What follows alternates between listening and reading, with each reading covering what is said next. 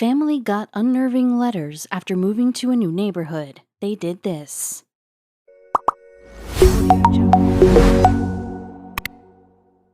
What would you do if you shelled out over $1 million for a new house only to discover it made your life into a nightmare?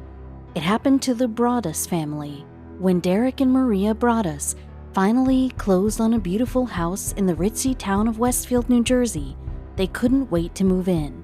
Their 3 kids were excited and they were elated to land a dream home. However, before they even moved in, a sinister letter had them questioning their purchase. While this home located at 657 Boulevard in Westfield, New Jersey might look like a gorgeous place to live, the events that took place over the course of 2 years might change your mind. In June 2014, Derek Broaddus, who just closed on the home with his wife, Maria, went to check the mail after he finished a huge paint job on the building's interior. Having closed just 3 days prior, there wasn't much mail to receive except a few bills. However, there was also a white envelope that looked completely out of place. It was addressed to the new owner. Derek naturally assumed it was a letter welcoming the family to the neighborhood. As he read it, however, he realized something more sinister was at play. The letter read, "I have been put in charge of watching and waiting for its second coming. Why are you here? I will find out." Derek's excitement about his new home immediately dissolved and anxiety took its place. There was no return address on the envelope. The letter continued with more terrifying words. "You have children. I have seen them. So far I think there are 3 that I have counted." It was signed, The Watcher. Because the Watcher said, "I asked the woods to bring me young blood, and it looks like they listened," Derek and Maria wrote a letter to the previous owner, John and Andrea Woods, inquiring about the cryptic message. Interestingly enough, Andrea Woods did admit to receiving 1 letter at the start of their stay, but nothing else over the 23 years they remained there. Nevertheless, Derek and Maria were officially freaked out and second-guessing the purchase. 2 weeks later, Maria found another note in the mailbox. "All of the windows and doors in 657 Boulevard allow me to watch you and track you as you move through the house. Happy moving in day. I'll be watching." The Broaddus immediately took the letters to the police. They were terrified for their safety at this point. The case fell into the hands of Westfield's police chief, David Wayman. Unfortunately, the letters themselves really didn't offer anything substantial.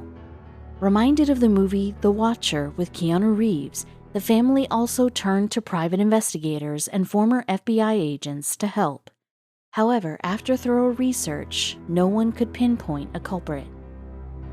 Even though some of the renovations in the Broaddus' new home were alarms, the family's anxiety was through the roof. Occasionally, an alarm would sound and Derek would go to the house armed with a knife.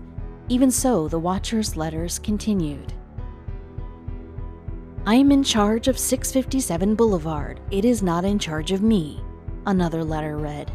"I will be patient and wait for this to pass, and for you to bring the young blood back to me."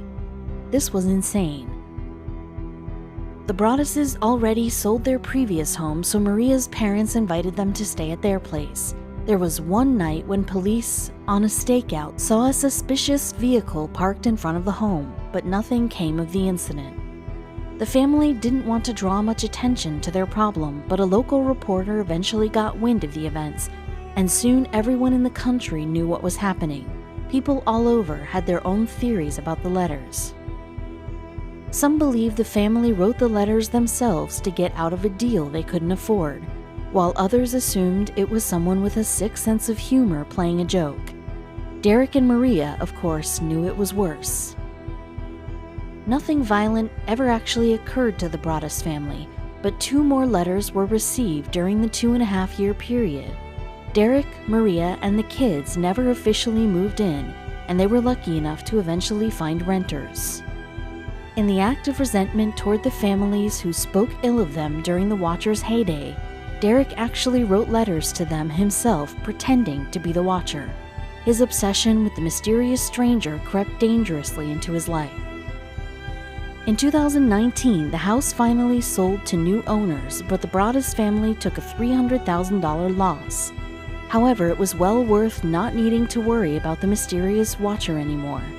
The predominant theory remains that someone was trying to intimidate the Broadduses, which isn't out of the realm of possibility.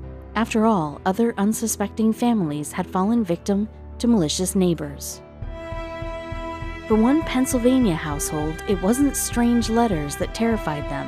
An unexpected creak in the night could scare even the steadiest of property owners, but they kept noticing something that sounded so out of the ordinary that they couldn't ignore it any longer.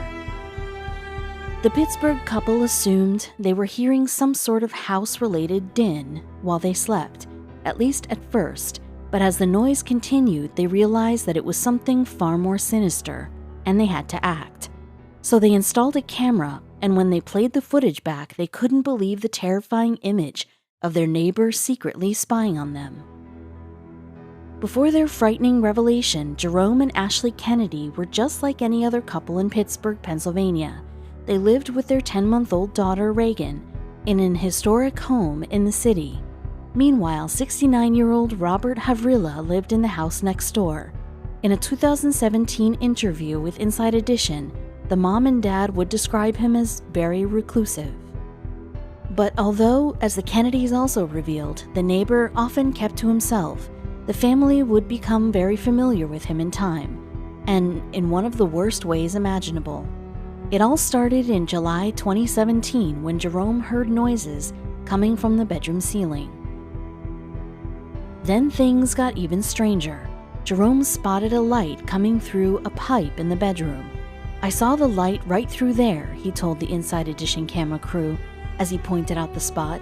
He added that the light appeared to be searching for a place to look through.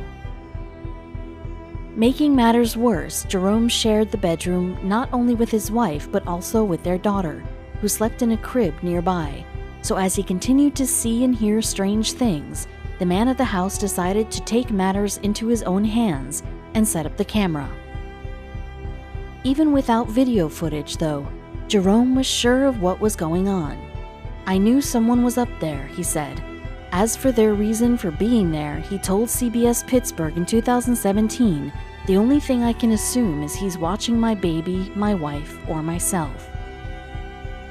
Then just one day after Jerome had installed the camera, footage confirmed that what the dad already knew to be true.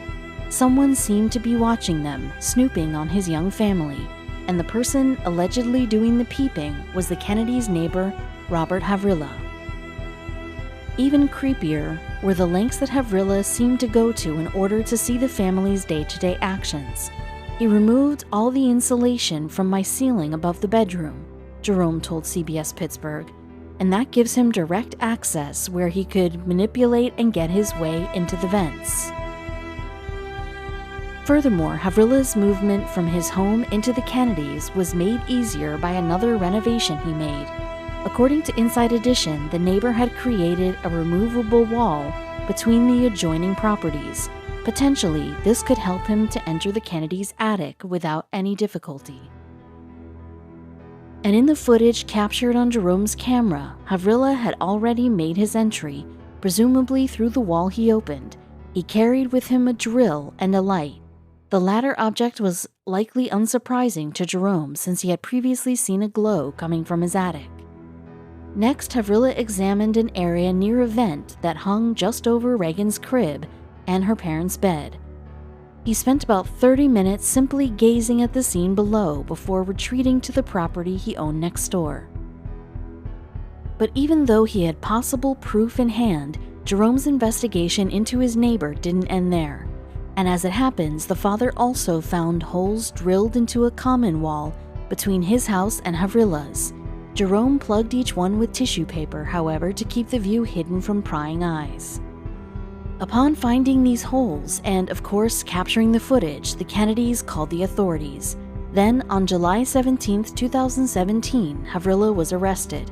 He was subsequently charged with stalking and trespassing, but that wasn't nearly the end of the family's ordeal. Less than a month after Havrilla's arrest, he appeared in court with his lawyer Anthony Jackson. There, the legal professional spoke for his client, telling CBS Pittsburgh, "I think it will come out that Havrilla did not have malicious intent at all." Jackson added, "I think it was an innocent situation that is getting drug out a little further than it should, but that will come out soon." Unsurprisingly, though, the Kennedys do not see Havrilla's actions in that light at all. And Jerome's wife, Ashley, fought back tears as she described to Inside Edition what it felt like to see her neighbor invading her privacy. "We have no idea what has been going on inside our home," she said. What's more, her husband seemed to be similarly upset about the situation. "It's very disheartening to feel violated in this way, that somebody can come in and disrupt the sanctity of my home," he told CBS Pittsburgh. "It's indescribable," he added. Even the family's attorney, Jack Goodrich, couldn't believe Havrilla's audacity. "It's scary to think somebody can be that intrusive in somebody's home. In my humble opinion, he was waiting for the creep show," he told Inside Edition. Now, however, the Kennedys just need to wait for justice to take its course. Perhaps few could blame them for hoping that their neighbor is punished, though, as at least then they might feel safe sleeping in their own home once again.